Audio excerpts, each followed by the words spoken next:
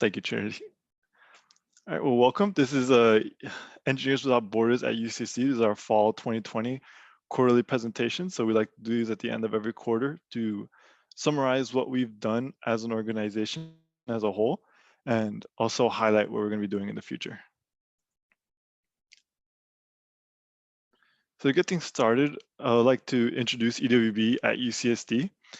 And we have our mission statement here, but to summarize it, EWB basically has two main goals. And those goals are to develop projects both locally and globally to help people in need. And our goal is to develop young adults, hone their skills so that they're best prepared to help the world when they graduate college. And how we accomplish this mission is through our international projects, such as the ones in Tijuana and Kaicheng, our humanitarian engineering research projects, such as aeroponics, fall catchers, and R&D, our community development projects, such as the one that we have at Hoover High, and our member professional development projects, such as our high standards of professionalism and our vast amount of professional workshops and events. Some of the highlights for this year was some new board positions that we introduced, such as our Director of R&D and Technical and Professional Development. We were able to adopt new clean water projects to COVID-19 relief to kind of adapt to the ever-changing landscape that is 2020. And we were also able to raise $4,476 for Black Lives Matter, NAACP, and ACLU, and When We All Vote. And I would like to introduce Calvin, who is the professional chapter student chair. And we also have our new web development leads, Jubilee, who goes by Izzy, and Christine.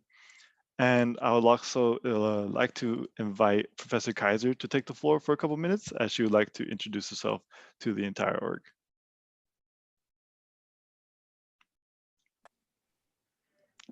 Hello, everyone. It's Calvin speaking.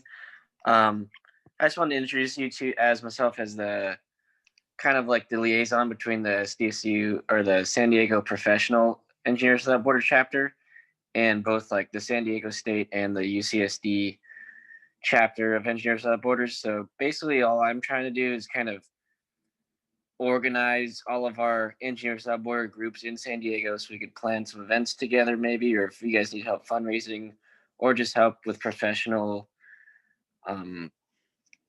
from like professionals in the engineering field, you can always come ask me or reach out to somebody who can reach out to me, and I can maybe get you some assistance with getting an actual engineer to help you out with something.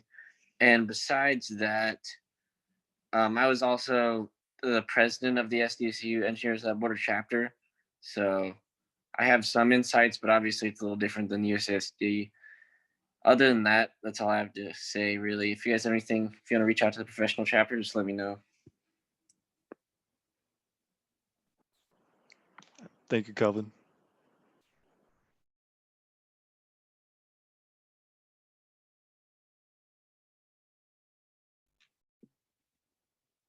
Do you want me to go ahead? Yeah, please. Thank Sorry. you. No, you're good. Okay. All right. So I have been working with Engineers Without Borders here at UCSD for the past, I think, 3 years now, as the faculty advisor. So I'm a faculty member in the School of Public Health, and I teach classes in environmental health. I also teach a class in water, sanitation, hygiene, and global health. Both of those are undergraduate, sort of junior and senior level classes. Then I also teach the masters in public health students that we have in public health, and I teach them also an environmental health class. So I've worked quite a bit with the different projects over the years. And some of the things that I try to help with are, well, I've helped a lot probably with the international projects. So a lot of the work that I do and the research that I do is around improving drinking water and sanitation and hygiene. And so I've worked internationally in Latin America and Sub-Saharan Africa, and also in India, doing work in that sector. And so I've worked a lot with the teams that are focusing on that area. I helped a lot when there were a few student groups that went on some of the initial field trips to try to Kaiching, and to I helped them sort of work through that. So I'm here as really as an advisor, and someone that can help you when you need it. So um, usually I work through your elected board members, I guess. And but I'm also available to talk to any of you if you have specific questions, especially related to drinking water quality, water treatment, sanitation, hygiene. So that's what I've sort of been working in for the past, I guess, 20 years now. So I'm also happy to answer any questions if anyone has any right now. I know it's a little bit harder because we're not all together. And sometimes I've met with the full student group and given a short presentation on my work, which I'm open to doing again. Anyway, so that's a little bit about me. And if you have any questions, feel free to email me or get in touch. And I'm happy to talk to you about your project.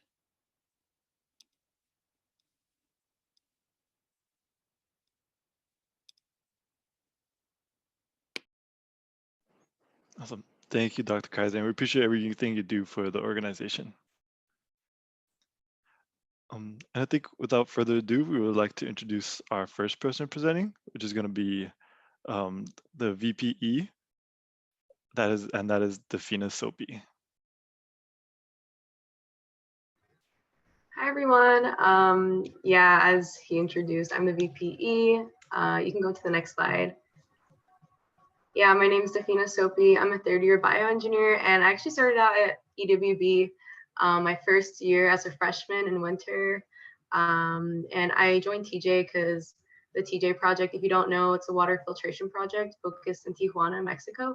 And I was really interested. It combined humanitarianism and engineering, which I both love. So that's how I fell into it and thought it was the perfect thing. Then I became co-lead the next year, learned a lot from it, and had a really good time. Handed it off to the now current leads, which you'll meet later, and they're doing a lot of great stuff now. So that's now I became VP. So that's where I'm at. And as VP, I basically handle the external matters. I'm basically, you can think of it like a bridge between what we do and how we relate to other orgs and our duties in terms of that. Like I handle task matters. I also deal with a lot of the interworkings behind the scenes kind of stuff. Making sure we stay afloat and connected, supporting everyone as they go into their initiatives. And I help promote a lot of the things that we do, as well as supporting, giving suggestions or feedback, like things like the quarterly projects, suggesting 3D printing and making face masks, which they did. And they actually did another really cool project, a lot of cool work. And also I set up a newsletter this year. So if you want to go to the next slide, you can take a look. Yeah, that's the newsletter. Updates every week. Hopefully you guys follow it, you can see I'm really proud of it. It took a while to put together, but yeah, it has a lot of our events that, Clever and other members are putting together for the org. And I think it's a great way to keep everyone kind of in the loop of what's going on. It can be hard with COVID, but especially working on like sponsorship over the summer. I made a lot of calls. No one was in the office, but you still learn a lot from trying to keep everyone together virtually. And yeah, this was really fun to make, and a lot of people read it, almost 60 people, which is really cool. So yeah, go ahead to the next slide. Yes, so my goals for this quarter, a lot of it is basically continuing what I am doing, which is promoting the org and encouraging things that we do, staying on top of test meetings, making sure that we're accomplishing what we need to as an org, and keeping up to date with what's going on in terms of engineering on campus with a lot of the project spaces or other developing things that you just don't know what's going to happen next quarter. So staying on top of that. Really, I want to try initiating an interview series, reaching out to people related to what we do, what we're interested in, hopefully get them interviewed and have a lot of cool discussion on what they do and what they're interested in, how it relates to engineering and humanitarianism. I would also like to find another sponsor for the org. We currently have one. I'm in talks with another one, Acadia Pharmaceuticals, but yeah, my personal goal is to get another sponsor, but we will see how that goes this year. Staying positive. Another thing is helping EWB grow, reaching out to other orgs, really advertising ourselves and making ourselves known, as the great community that we are. And like, we do a lot of cool stuff. So I want everyone to see what we do. And yeah, just keep supporting everyone, because everyone in this org is awesome and doing great stuff. Yes. Yeah. So thank you guys for listening. Have a good rest of your evening.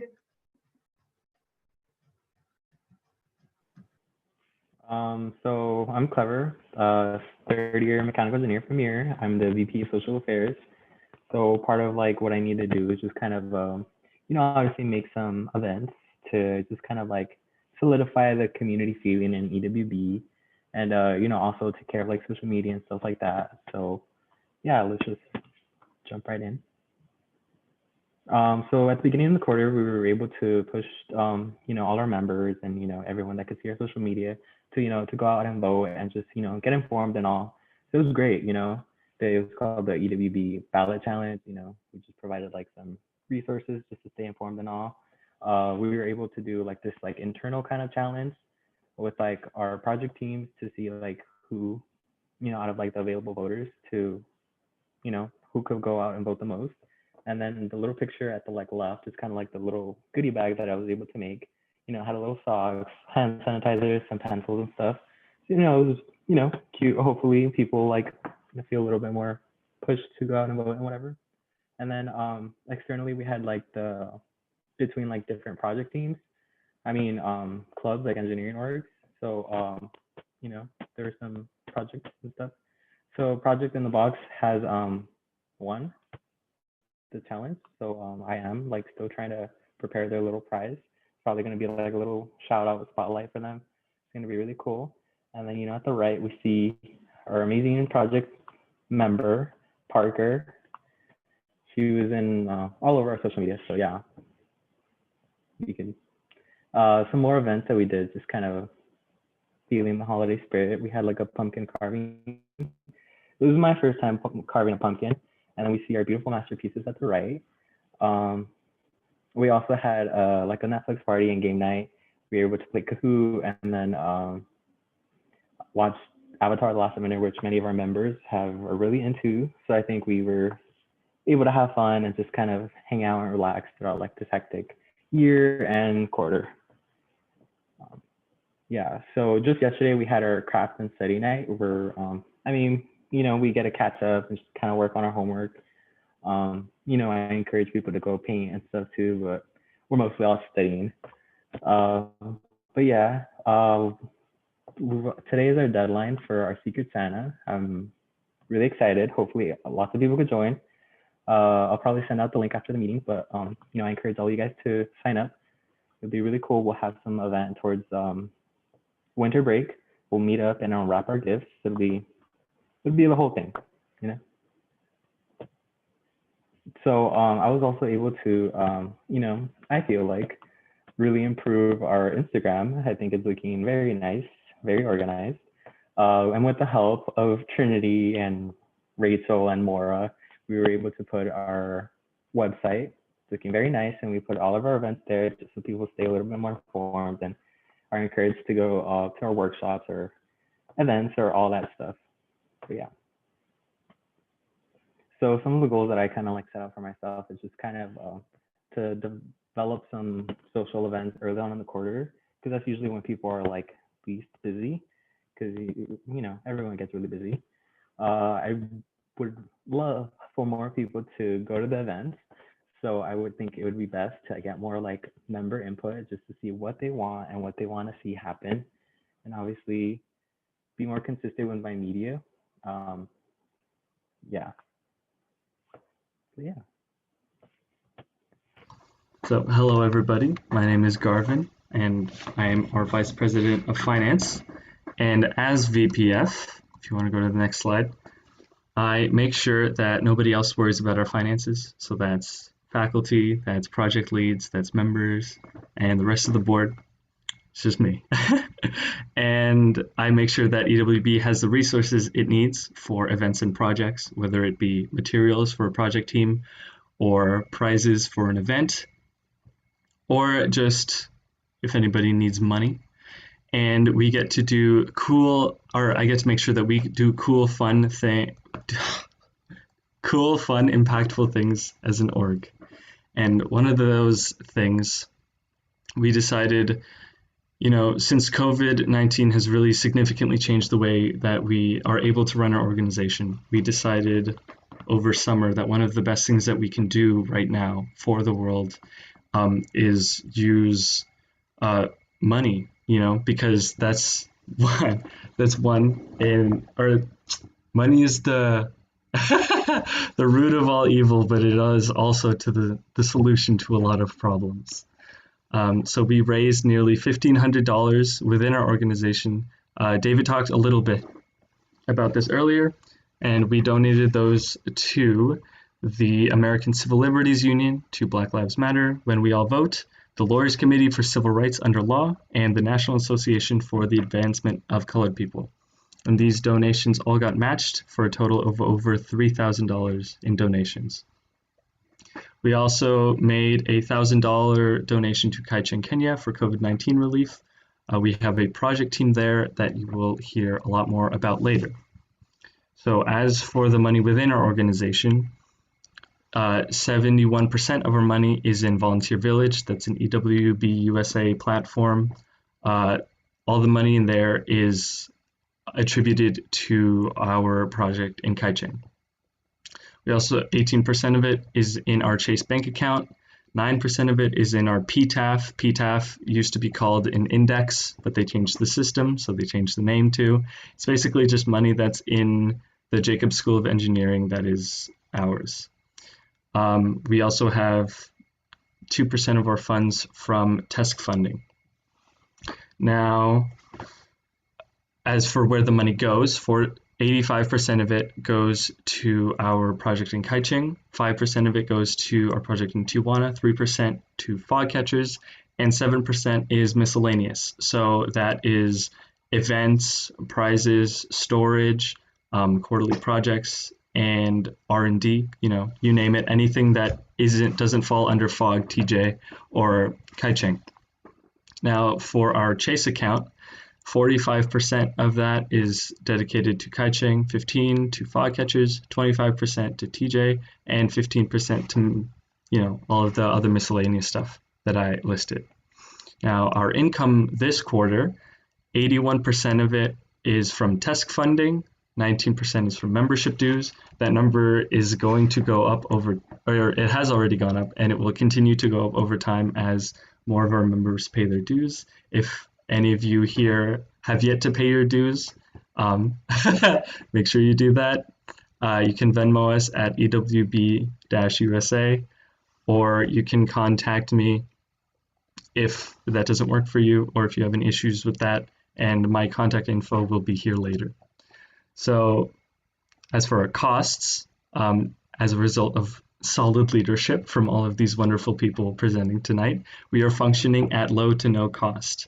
Our primary cost is storage, but as of December 27th, or starting before December 27th, and the deadline for this is December 27th, it will be the project lead's responsibility to make sure that there is a place for all of the materials that are currently in storage. Okay, and if anybody has any issues with that, again, you can contact me or David or Trinity. For ongoing endeavors and future goals, TGIF funding. So this is something we applied for Kaichen. Already this quarter, we're waiting to hear back from them. And for next quarter, so that is the winter funding cycle that we applied for. For the spring cycle, you can apply for that next quarter by Valentine's Day, February 14th. And it will be the project lead's responsibility to fill out that application. I will be here for support if any of you need it, whether that be finding information, finding the application, or helping to fill out the application itself, you can contact me. And another one of our goals is to set up a fundraiser. So we want to set up a fundraiser with the San Diego business, and we'll be looking into small businesses first because they need all the help they can get right now. We're open to suggestions. If you have any suggestions or you have any questions about anything I've already said, you can email me at gjsing@ucsd.edu. We'll make sure, if we do something like food, for instance, we'll make sure this fundraiser is safe and doesn't endanger any of our members or anyone at the business. So that is all for me. But before I dip out, does anybody have any questions for me? Okay, cool. Thank you for listening. Alrighty, so I guess it's my turn now. I am the VP Eternal this year. My name is Parker Carnahan. I am a third-year bioengineering major with Muir College. You can go ahead of thing. So VP Internal's role is to basically support the internal working of the entire org. So some of the things I distilled that into for this quarter that I had goals for was the R&D project. So to assist our director of R&D in establishing a virtual and engaging R&D program for the quarter. Working on internal support, so supporting the project leads as best as possible, as well as the presidents and other vice presidents. And then resources and protocols. So another goal I had for myself was to establish various compilations of resources for either project leads, people planning to be project leads, project members to help with the project management and completion, as well as protocols for things such as, you know, if you are proposing a new project, such as one would do an R&D program, what are the steps that you would go through before making that official project? Things like that. You can go ahead a slide. So the quarter, I did not accomplish everything that I wanted to this quarter. You can see to the side there, that's me on the struggle bus. So R&D program, I worked closely with our director of R&D, Himanshi, who I don't believe is speaking today, to try to develop an R&D program. We ran into difficulties with engagement in a virtual format. Very hard to get people to attend meetings nowadays, but we're going to continue trying to figure that out. I did not connect with project leads or members as much as hoped, and I did not make as much progress on resources or protocols as I hoped. However, and if you go forward a slide, you'll see my goals for next quarter are to improve in all of these things. For R&D, I will be working even closer with Himanshi for next quarter to really hit the ground running and keep it going. We will be meeting over winter break to establish a week-by-week plan with backups and fail-safes and all that fun things. Internal support, I have plans to reach out to our project leads and members as soon as possible, and really tailor what I do next quarter to the needs and wants of our members. And resources and protocols, same thing. I really hope to have my actions speak to what our organization needs at this time, and I will be accomplishing that next quarter. All right, so now it is Director of Outreach. Hello everyone, my name is Allison. I am a second-year Marshall student majoring in nanoengineering, and I am the Director of Outreach. So the roles and responsibilities of outreach can be categorized into 4 main components. The first one is communication. I am responsible for outreach, which means I organize meetings and I advertise these opportunities. Second is collaboration. So I work with other organizations and groups. This year, I'm focusing mainly on MAE 198. Third, as a task organization, it is our goal in outreach to interact with the future generation of engineers, especially historically underrepresented groups in both STEM and engineering. And fourth, development. I aid projects interested in developing outreach and train those who are going on to participate in these outreach opportunities. So at the beginning of this quarter, I tried to contact someone who we had collaborated with in the past, and that is Hoover High School. So the idea was essentially for college students to provide and serve as mentors for these high school students and introduce them to the field of engineering through our own personal experiences. We also wanted to facilitate a sort of like pen pal program with them in support of the United States Postal Service. However, we ran into some conflicts. Due to the adjustment to virtual learning, teachers tended to be a lot busier this year managing their classes. So as a result, we couldn't get this program going. However, we decided to continue doing our best to look for ways to serve this community. So I really had to take a step back and get back to brainstorming. So I started by reflecting on our current situation. Oh, back one slide, please. I started by reflecting on this current situation under COVID times and things going on in my personal life. So this picture right here is actually my 11-year-old sister named Bianca. She's in 6th grade, just starting off in middle school. And she's at an interesting stage in life where she's not old enough to have a cell phone or any social media accounts. So connection to friends is pretty difficult. As a result, we found a need to cater to this human connection. And next slide.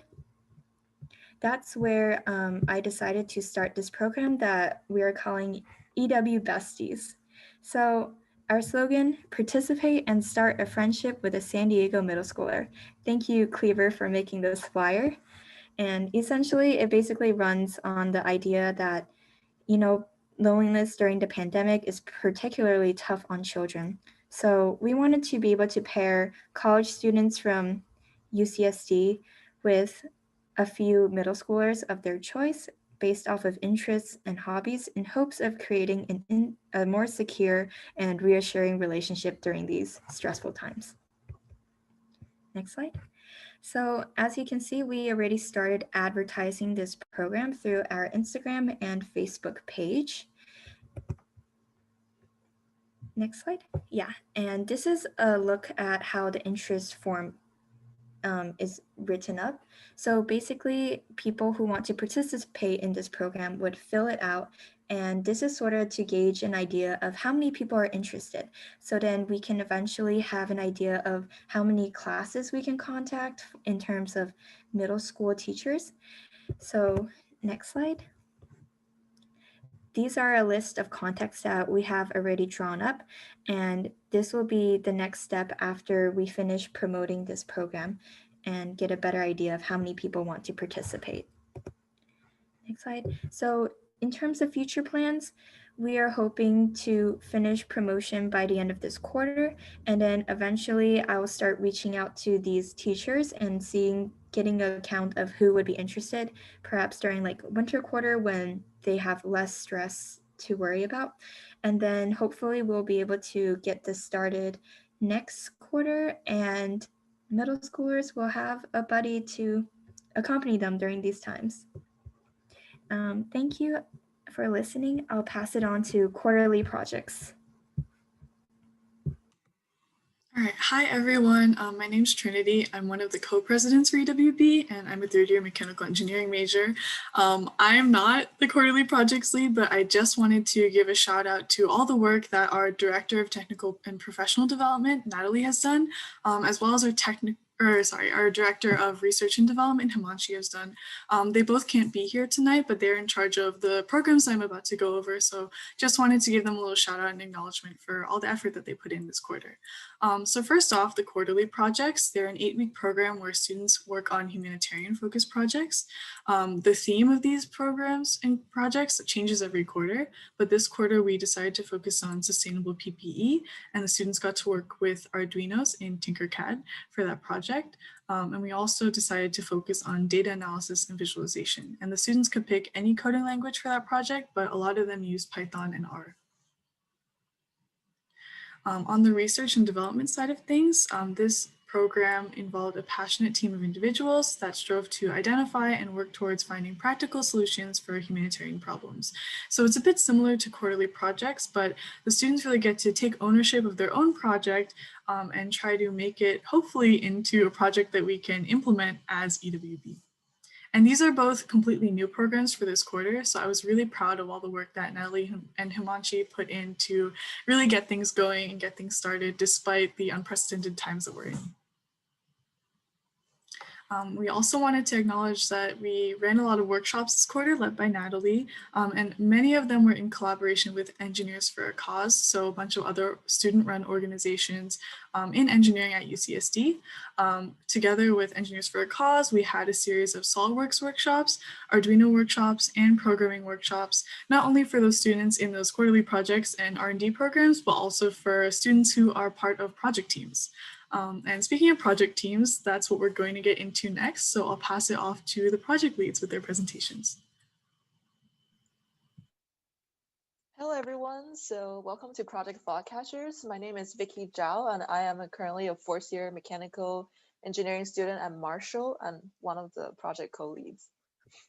Hello, I am Allison. I just presented for Outreach and I am also a co-lead for Fog Catchers.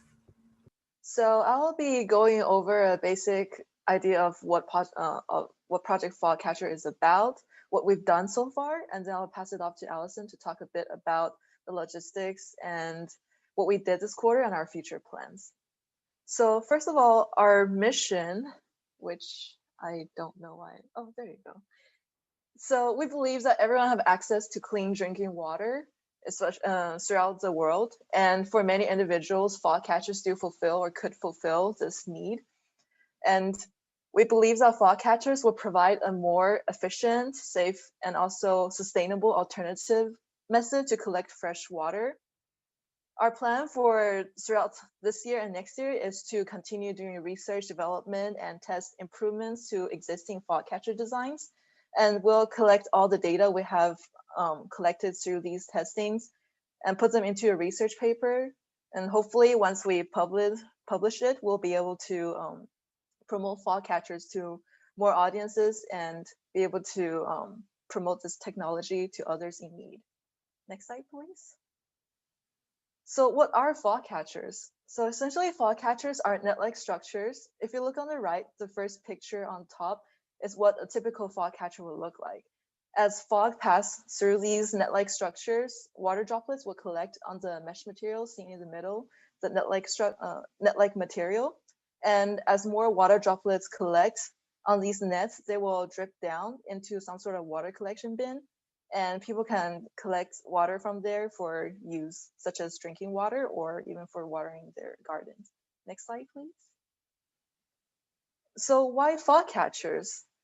By 2025, it is estimated that half of the world's population will be living in areas where water isn't easily available.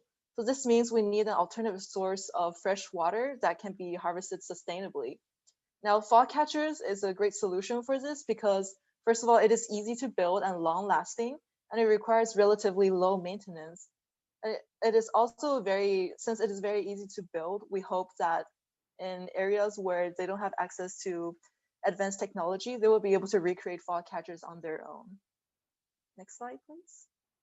So where can this work? So in areas with high fog densities or have consistent fogs, this will be the perfect sustainable way for collecting fresh water. However, some of the challenges that we face is that there isn't a lot of complete fog data out there, especially for remote areas. So it will be hard to pinpoint on locations where specifically will have high fog density and could put fog catchers to good use. And also it is hard to form contacts abroad. Thankfully, by being in San Diego, we have a lot of fog seasons here. So this makes San Diego communities actually one of the perfect locations to implement fog catchers. Next slide, please. So what have we done so far? Currently, we've researched various fog catcher designs, specifically on the structures of the net material for collecting water droplets. We found two different types of structures. One is a fog harp, where it's a vertical stringing of hydrophobic materials for collecting water droplets. And the other one is a more commonly found crisscross mesh material that is very easily purchased from areas such as Home Depot. And we finished designing a working prototype and the testing environment for simulating a fog. And lastly, we've established a general structure for a research paper with introduction, background, and abstract. And we're now moving on into the data collection and procedures section of the research paper. Next slide, please. So this slide shows a basic SketchUp of our prototype. If you look on the right top, that is essentially an enclosure with the fog machine on the right. The fog machine will pump fog into the enclosure. A fan would direct the fog through a tunnel onto the mesh material that is held by a frame.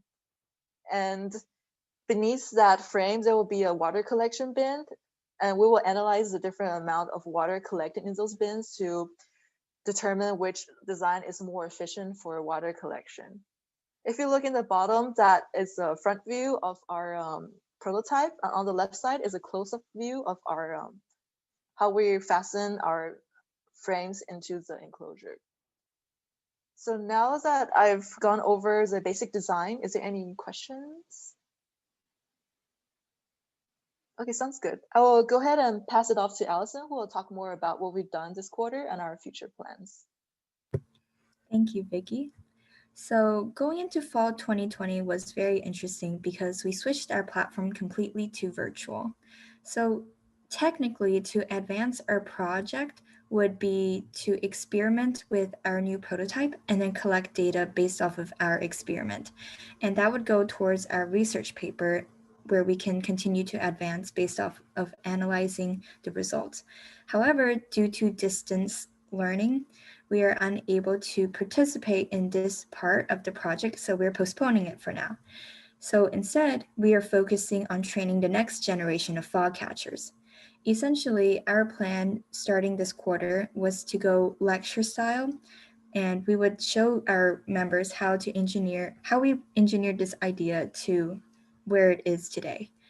So the way we organized this was with a new topic every week, and we covered ideas from design, prototyping, to writing research papers. And as a result, we held meetings every Saturday at 1 p.m. So last year, in terms of teams, we had pretty divided departments. We had people who can focus on communication and research, which would help in their specialization. However, at the same time, we ran into a few issues, which was basically that we were lacking in team cohesion. Like one part of the team wouldn't understand or be aware of updates that were happening in other parts of the team. So this quarter, we really focused on the all-inclusive experience with the one team mentality. So this basically ensures that every team of fog catchers will be on the same page and be able to explain and understand everything that was going on. And in terms of future potential, once the quarantine situation gets better, just to reiterate something that Vicky mentioned earlier, is that we have a lot of experimentation opportunity in San Diego because we happen to be an area with a lot of fog. And in short-term implementation goal is to work with communities, such as implementing it in gardens or perhaps in elementary schools. And in the far future, our vision is to eventually be able to scale our project up so then it could work in a village and serve as potential source for drinking water. So now that we're reaching the end of fall quarter, it is time to reflect on our progress so far. So we facilitated the transition for new members onto our project.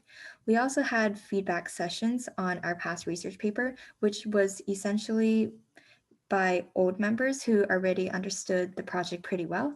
And we also hosted mini workshop series to foster creativity among our team members. So here's an example of some exercises we held to foster some thinking and creativity. So we would introduce these ideas through fun riddles or puzzles and then expand on them to even broader ideas. So in the first screenshot, this was basically covering the concept of ideation. So I would go into different topics such as deferring judgment and introducing the difference between divergent and convergent thinking so that when members want to generate new ideas, they understand that ideas no idea is a bad idea, and that the best ideas come from deferring judgment and allowing free thinking. The second screenshot is more of a riddle that would introduce the idea of idea merging. So basically, this one is about how it covers the concept of designing and prototyping. So essentially, sometimes the best ideas can come from putting two ideas together, which will form these inventions as shown below. So here are some research paper presentations that our new members have done. And this was part of an activity in which we selected a research paper or several research papers that we've covered last year and assigned them to the new members so then they would get some background about fog. And here is what they came up with. Essentially, we wanted this to be pretty free-ended so that they could explore their creativity. The one requirement we had was to select information that their team members didn't select so that everyone had something new to share and everyone would be able to learn something through this process. So our plans for next quarter and beyond. Now that new members have caught up with a lot of what FOG is about, we plan to include their input going forward. And we also want to design data collection procedures so that we have a sort of formal way of collecting data with our prototype. And then afterward, in order to follow social distancing rules, we wanted to use these data collection procedures that we have designed prior to collect data in the way where we pass our fog catcher around like a baton, so that this way we're able to continue collecting mass amount of data crucial to our research paper while still abiding by the social distancing rules. In other goals, we want to further improve the logic flow of our research paper, and we also want to host more team bonding activities so then we are able to increase our team chemistry and work more cohesively. And this is a list of all our members this quarter. Thank you so much for listening to Fog Catchers. If there's any questions, you can feel free to unmute yourself. Otherwise, I will pass it on to Tijuana. Thank you for listening.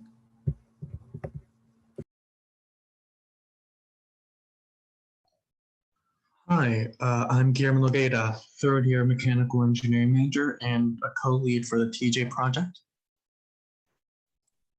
Hello, I'm Jeanette. I'm a fourth-year mechanical engineering major, and I'm the other project lead for the Tijuana project.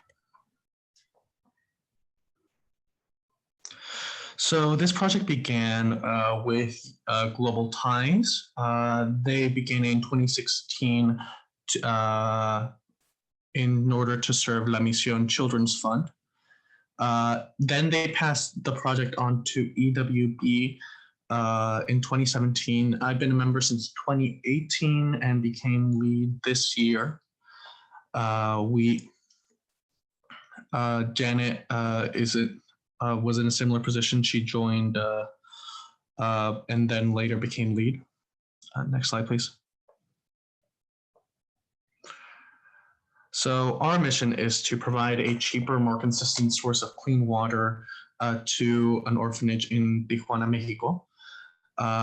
They are currently trucking in their clean water so that because the city water is both contaminated and unreliable, we plan to address this problem through the use of different filters and storage tanks.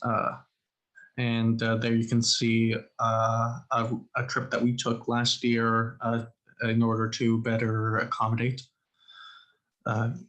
If you can click a couple times. Right, Casa Hogar Inmaculada, they currently spend around $200 per month on water, if I recall correctly. They serve an underprivileged community in TJ, and the water is a significant burden considering that they also have to pay for the children's school supplies and food and housing and entertainment and recreation and all that other stuff.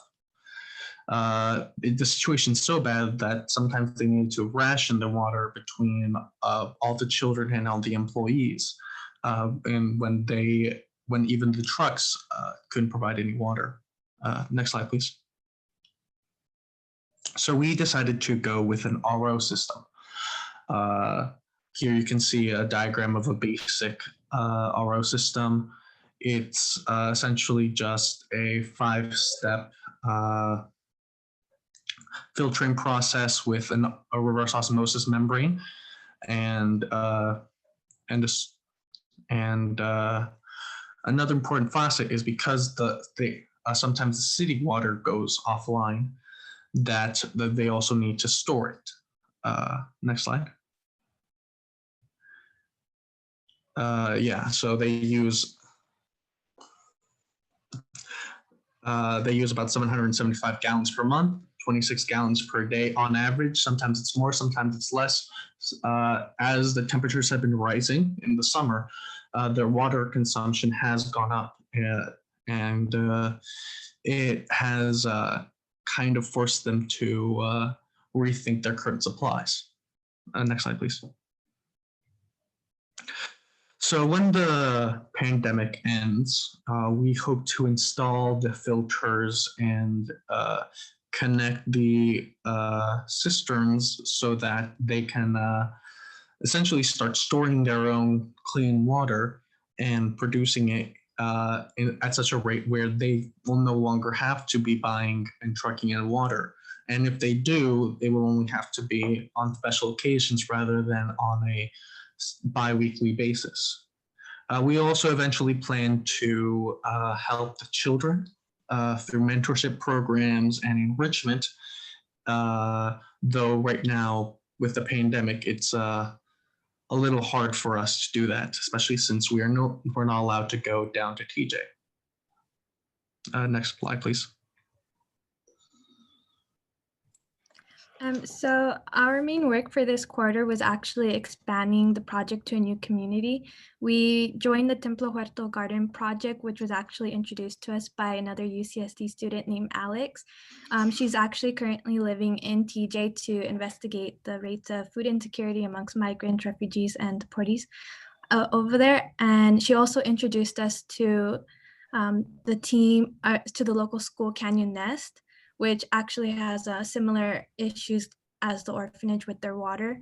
So they do have to actually go, they use up a lot of gas to go and pick up water from a local water treatment plant, and they have to cart it all inside. And some of the residents in the refugee shelter and at the local school are experiencing some rashes because they suspect that the water is contaminated. So our mission for this project is to assist the refugee community in developing their shelter's garden and in providing their local school with the clean, more accessible water source. So why a garden? This is something new. We are expanding to a garden. We've mostly been focusing on a water filtration system, but the main purpose of this garden is actually to, was initiated as a sustainable solution to the malnutrition Alex witnessed at the 2 refugee shelters. So by utilizing the garden to full capacity and increasing the output by 80%, she predicts that the monthly food costs will significantly reduce, and the shelter's diet will also diversify along with it. And in addition to that, they actually want to use the garden. They want to eventually introduce a composting aspect to it, so that way they can host workshops and they can engage the local school with it as well. So for this quarter, we split our team into 2 separate sub-teams, the garden development and the water system sub-team. The garden development focused on a greenhouse structure. As you can see in the picture, this is the current structure that the shelter had, which was very unsturdy and it was collapsing in due to the harsh weather conditions. So based off of the current structure, they gave us a set of design parameters, such as its ability to withstand the weather. And They were also having a huge problem with the vegetables that they were growing actually roasting in the sun, and the birds were also eating the vegetables as well. So they really prioritized this project. And the other project that we focused on was designing a water filtration system for their local school. So it's very similar to the orphanage. So, but we did encounter a different issue. So we were told that anything underground would be extremely difficult since the dirt is very dense, and any underground work was just, they wanted to avoid it as much as possible. And their pipes are also extremely old, so so the dirt and rocks are entering the water, and the water is actually shut off, they said, every 9 days for the past 2 months. And when the water is turned back on, all of the dirt and the rocks are being pushed out from the pressure and then coming out. So that's something that we have to account for the next for the water filtration system. So for the garden development progress, we did encounter a few challenges. We didn't really start this project until late October, early November, and we were told that they wanted the project designed and assembled by mid-December, which was a really tight deadline for us to actually get done, especially since we were unable to travel to TJ, which meant we weren't able to collect any information that we needed, like dimensions. We were really just basing our work off of a few pictures that they provided us. And we did have some issues with our lead, which I'll actually let Guillermo talk about right now. Right. So for this last quarter, I was incapacitated for a severe period of time and was unable to perform some of my duties as a co-lead for over a month and a half, and it severely put some pressure on Janet, which suddenly the leadership was cut in half. This problem should not be repeated for next quarter, and I am severely grateful for Janet for her hard work this quarter. I hope to make it up to her in the coming quarters.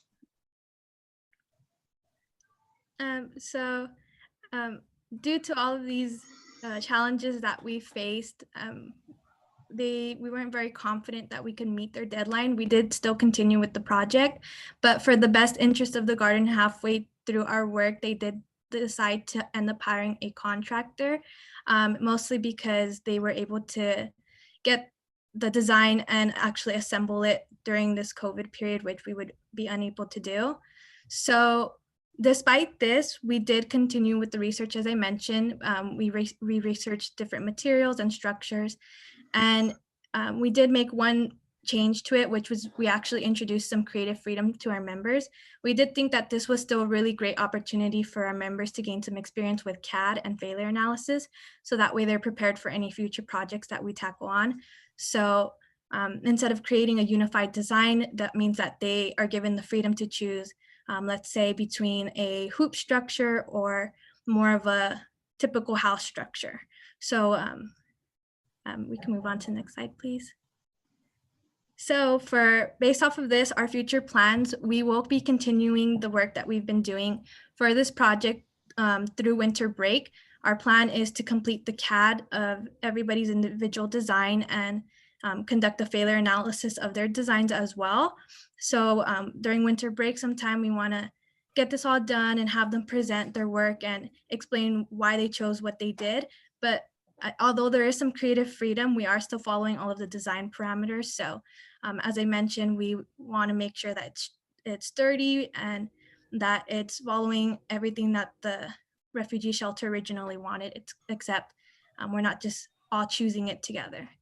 So we are also going to begin transitioning into another project for the garden. So this will be our main focus for winter quarter, which is designing a rainwater or gray water harvesting system. So we are going to be creating a timeline and following it throughout winter quarter. We'll be doing the research And we'll also be communicating any plans for installation. But of course, this would be done remotely since COVID is preventing us from traveling to TJ. So for our other sub-team, the water systems, our one challenge was that we were unable to travel to TJ. So again, we aren't able to go and collect any samples or see the location for ourselves or collect any dimensions as well.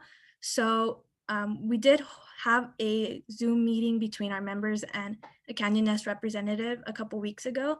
So our members were able to directly ask them any questions that they may have regarding their current system. And based off of that information, we're now beginning our research on RO systems or also refreshing on them. So for the next quarter, we'll be completing our research and designing the water filtration system. Ideally, we want to purchase the materials and if possible, start talking about prototyping the design. Thank you. So these are our dedicated team members. They've been coming out to all of our meetings. We actually have 3 meetings a week, one for each sub-team, and then another meeting on Sundays where we all meet up. So does anybody have any questions? Thank you so much. I had one quick question. I missed if the reverse osmosis water treatment system was put into the school or orphanage. I remember talking to some of the students about it, and I just wanted to know if that ended up happening or hasn't happened yet. So we were gonna implement it in spring of last year. We had a trip planned. We have all the supplies bought, but they're in storage because COVID interrupted the plan as our school essentially shut down, and we were unable to implement it. I was gonna do the implementation this quarter, but then I became incapacitated and was unable to travel to implement it. We still hope to implement it as soon as we can, as soon as it's safe for me to go. I will be going down there and doing the installation, at least the preliminary one. But I need to make sure that my doctors allow me to first. So. Well, that's the most important thing. Then you can do is there anyone else that could do it? There is. We have a few members that are in San Diego who have passports and can do it. The only problem is that they have not been trained yet, as we have not had the opportunity to train them, and they aren't familiar with the site.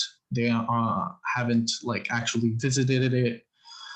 The reason that I want to go there is because I have a couple years of experience traveling to the orphanage. I'm familiar with their system, and I can do the installation relatively easily. If we were to send someone else, we'd have to essentially train them from scratch. Yeah. Okay, well, I'm glad that you have the reverse osmosis system, because I had spoken to some students about sort of which system to buy, but that's been purchased, and all you have to do is install it at this point. Yeah, install it and make sure that that it's functioning, collect some water samples to make sure that it's actually filtering the water, and that's about it. Great. There was one question that was asked to me while they were trying to decide on the system, and that was if, what to do if it breaks down. So I was wondering if anyone ended up contacting someone close to the orphanage that knew about reverse osmosis systems, or if you were planning to do, so you as an EWB planning to do any of the sort of maintenance that might need to be done to the reverse osmosis system if anything breaks down. Right. So we've been talking to, what's his name? He is an on-site worker who does most of the maintenance for the building. Mm-hmm. He is familiar with the system, and I don't think he would be able to do anything more than basic maintenance. I think that if it comes to it, we do plan to keep a tie to the orphanage, and if anything more advanced were to happen, that we would probably take care of it, but there is someone on site who is at least familiar with the system. Okay, great. Thanks.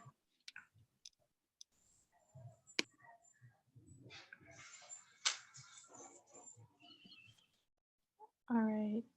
I guess if there's no more questions about the Tijuana project, Mara and I can get started with talking about the Kaiching project. Yeah, so this is our project, the Kaiching project. As I said earlier, my name is Parker. I am a third-year bioengineering student, and this is my third year in EWB. And hi everyone, I'm Mara. I'm a fourth year computer engineering major, and this is, I think, my fourth year on the project. So yeah. All right, so I'll start off by introducing the location of our project if you guys aren't familiar with the project already. So our project is focused in a village called Kaiching in Kenya. That's about 3,000 plus people. They have 4 primary schools and 2 secondary schools. It's a primarily rural community that is about 6 hours drive out from Nairobi. So the current water source that the community is using is around 3 to 4 kilometers away, and it's a surface level water source, and it's a river, so it is contaminated, and it takes about 3 hours for a round trip to collect water, and it's mostly young women who end up having to fetch water for their families, and so this can often affect their education, and also their health. You can go to the next slide. So this project is pretty far along. Last spring of 2019, some members of our team were able to perform an assessment trip to Kaiching that involved doing things such as a hydrogeological survey, surveying local school children and members of the community, as you can see in the photos here, speaking with local politicians and of the sort. Dr. Kaiser helped with planning this trip by a lot, so thank you to her. Next slide, please. So essentially what the goal of our project is to provide a clean water source for the community. We have been working on installing a borehole and distribution system for the entire community. But our project also has other aspects. So apart from the well and distribution system, we also want to do hygiene and sanitation projects. And so we have 2 kinds of these. We have the more innovative and efficient solutions, which are prototyping based projects. We have a water container cleaning station, which is essentially for cleaning containers that the community will be using to collect water. And we also have hand washing stations as well to sort of improve the hygiene education in schools. And then we also have our hygiene education campaigns, which are focused on educating the community on washing and sanitation. Next slide, please. Yeah, so it's a very, very comprehensive project. So we have it split up generally by sub-teams of, one sub-team will work on one particular part of the project. Our first sub-team that I'll talk about is the borehole and distribution sub-team. They're working on the design of the borehole and the distribution system for around the entire community. There's a lot of considerations going into this design. For example, this is something that will be solar powered due to the unreliability of the municipal power source. They're doing a lot of work into figuring out, what kind of pump and how much power is needed to provide the right amount of water for the population size. How can we distribute this in the most efficient way possible? And doing things such as working with local contractors to make sure that that design can actually be implemented.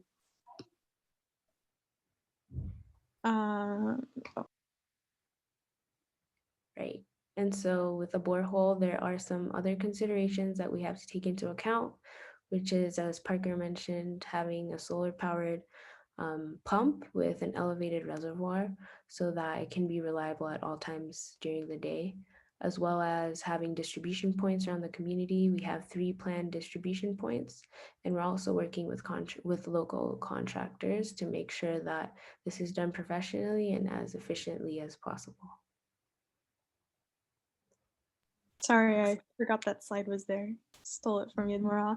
Our second sub-team addresses that hygiene, the sanitation technology that Mara mentioned with our comprehensive map slide. So one of the things we're working on is group hand washing stations so that we can efficiently use water at various points in the community to allow multiple people to wash their hands at one time.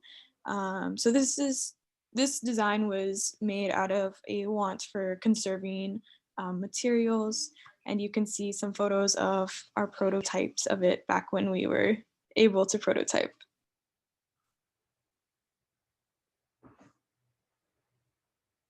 Right, and so the other sub-team I mentioned was a water container cleaning station sub-team, and that's to just ensure that the community is using clean containers to avoid water contamination. And so the design for this was a high-powered electrical pressure wash. However, we're currently unable to prototype with the COVID restrictions. So this has not progressed as much as we would like it to. And our last sub-team, but definitely not least, is working on hygiene education within the community. So our hygiene education sub-team is working on things like plays, articles, and various posters in order to make a sustainable and systematic difference in the way that community members approach hygiene and sanitation in their practices in daily life. So yeah. Actually, I have one more thing to say about it. That's something that we are doing in conjunction by working with local schools in the region. And so another initiative that's not really part of the sub-teams, but that we are still trying to implement is the Days for Girls initiative, which is basically reusable sanitary pad kits that can be made by the community and given out as a sort of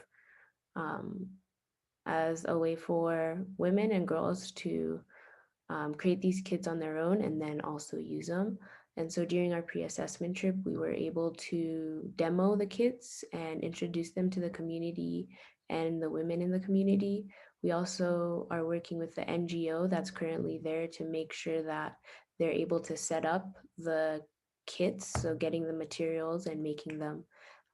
But this has definitely also been a challenge with the current COVID situation.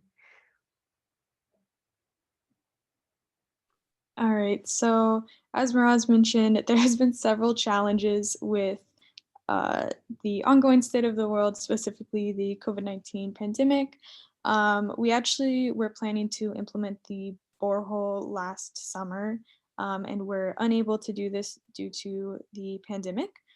So our new plan is to have that done hopefully either in spring 2021 remotely or in person during summer 2021. You can kind of see that on our schedule here.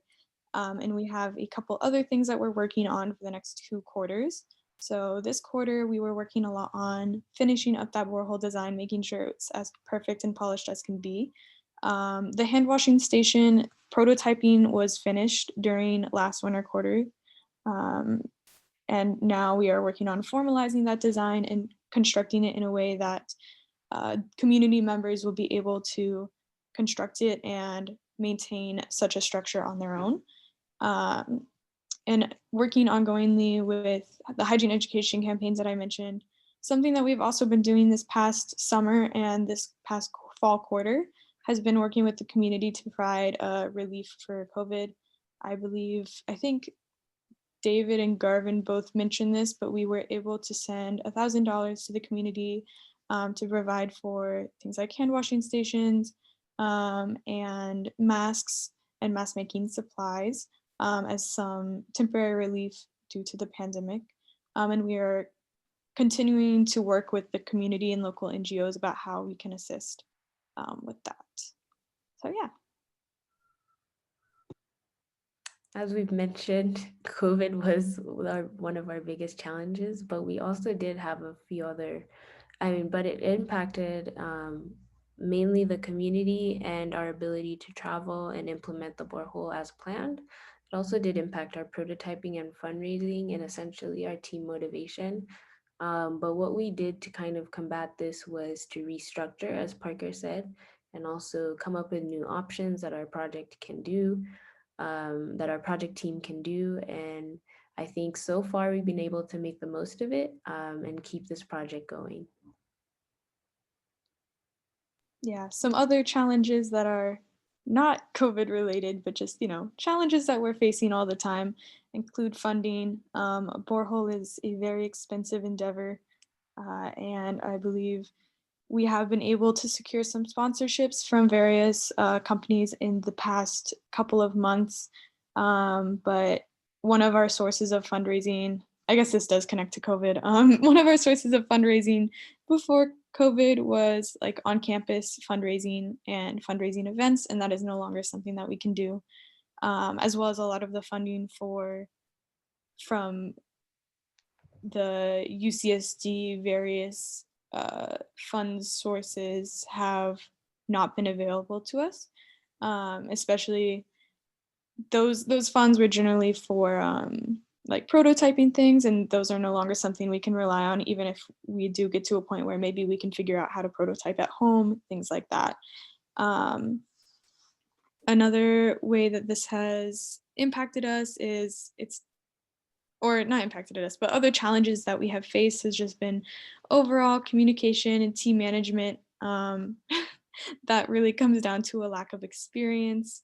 It's not easy to be a project lead, or for our projects members, it's not always easy to be a project member since the things they're doing aren't necessarily taught in a particular class. But all of our project members are working really hard to learn the skills that they need to do their jobs, and I am very proud of that and grateful for them. And that's our amazing team. So thank you, Parker, and thank you everyone who's been such a huge help on the project and for dedicating your time to it. If you have any questions, you can also unmute yourself. I have a question. Did you guys end up finding a company to dig the borehole or to drill the borehole? Yeah, we ended up settling on spar drilling contractors, and we've been communicating with them for the past couple months and trying to get all their details on what they can provide, so their quotations, their resources, and trying to inform them on our plans for the distribution system and the borehole to see if they can provide like the proper pump and solar panels and stuff like that. But they seem pretty reliable and they've been good at communicating, so we're hopeful. Good, that's good. And how far away are you from being able to finance it, the borehole? I guess you would need, are you waiting to drill the borehole until you have the money for the distribution system as well? So as of right now, we have enough for the borehole itself. The distribution system will depend on a couple other factors, including the contractors,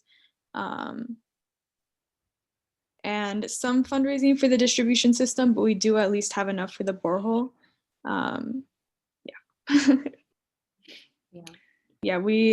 I think for funds, if we were to do in-person implementation of the borehole, that's where the funds issue would be, of not having enough to travel to do that. So great. Well, I know this has been it takes a while to get this sort of from beginning to end. So nice work to your team and all other teams. I know that it takes a while because, you have students transitioning out and new students transitioning in, and so you have to learn new roles and what's happening, and then COVID makes it very challenging to try to do any of this. that you're trying to do. So you should be proud of all that you have done on this project and the others. Thank you. Thank you so much for your kind words, Dr. Kaiser. And that sentiment of having to adapt to COVID transitions into our next slide, which is just about our reflection and future goals just as an entire org. So the first is that I think a great way to sum up this quarter is actually growth.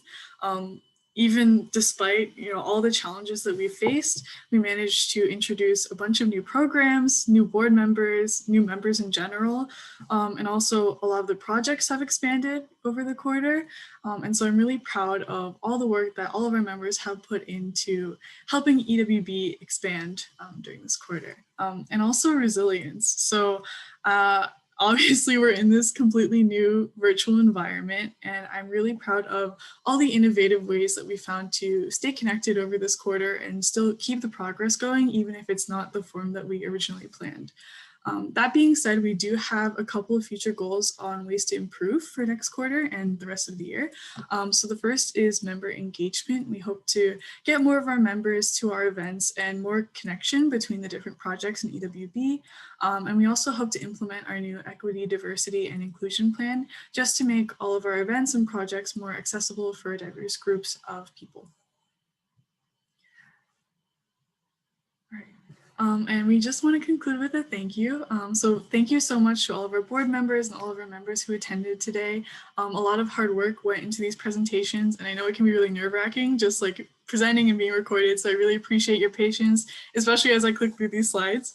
And also thank you so much to all our audience members, especially Calvin and Dr. Kaiser, for taking the time out of your Friday night to be here with us today. And with that, I'm going to stop the recording.